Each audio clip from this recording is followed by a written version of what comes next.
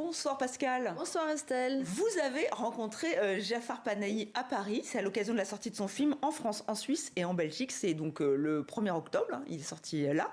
Il a reçu la Palme d'Or à Cannes. Oui, et Palme d'Or bien méritée pour ce thriller traité sous la forme de comédie quand même. C'est un film frontal sur la torture en République islamique d'Iran. L'histoire, 5 co-détenus, des détenus politiques, rencontrent par hasard leur bourreau. Ils ne savent pas si c'est le bourreau et c'est donc le dilemme.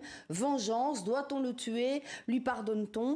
Panahi s'était inspiré évidemment de ses propres mois en prison, puisqu'il y a passé 7 mois. Il a beaucoup discuté avec ses co-détenus. Et d'une certaine manière, ce film, c'est un peu plus qu'un film. Il avait l'impression que ce film était une responsabilité à leur égard, raison pour laquelle, quand il a reçu la Palme d'Or, vous allez voir, il a eu une réaction bizarrissime. Regardez.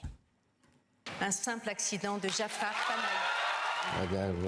Au moment où on a dit mon nom, en effet, j'ai eu cette impression que ce poids sur mes épaules n'y était plus. C'est comme si je l'avais posé par terre et donc j'étais soulagée. Mais en tout cas, je me suis rendu compte d'un coup que tout le monde est debout en train de m'applaudir et moi j'étais assis. Et là, je me suis dit, bon, il faut se lever.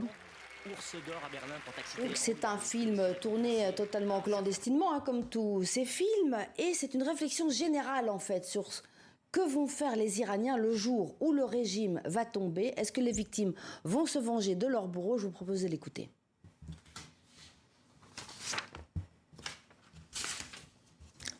Alors, a priori, il y a peut-être un petit souci. On a un petit souci de son. Où est-ce qu'on va écouter Jafar Panahi?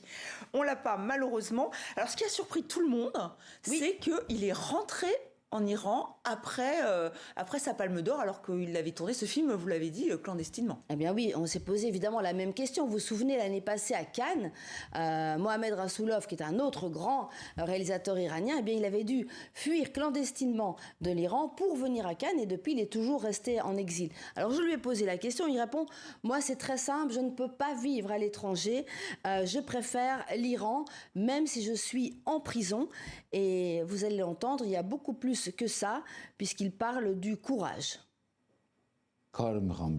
Qu'est-ce qu'ils pourraient faire de plus avec moi? Encore, ils veulent m'interdire de travailler. Bon, ils l'ont déjà fait. Et ils ont vu que moi, je fais ce que j'ai à faire. Ils veulent m'emprisonner à nouveau. Je ressors encore une fois et je referai encore un film sur ce genre de sujet. Si vous me dites tu es courageux, franchement, j'ai honte.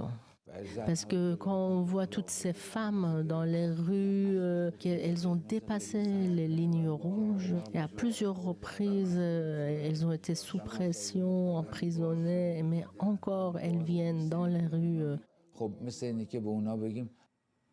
Alors vous savez que le film de Jafar Panahi va représenter la France aux Oscars. Alors pourtant il y avait d'autres films, il y avait notamment le film de Hafsi Arzi, de Rebecca Zlotowski.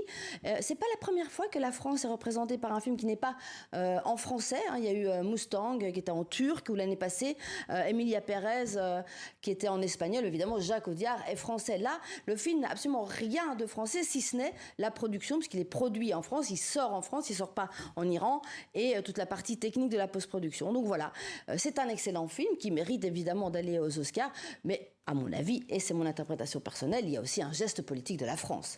Merci Pascal, voilà pour cette rencontre, ce film iranien.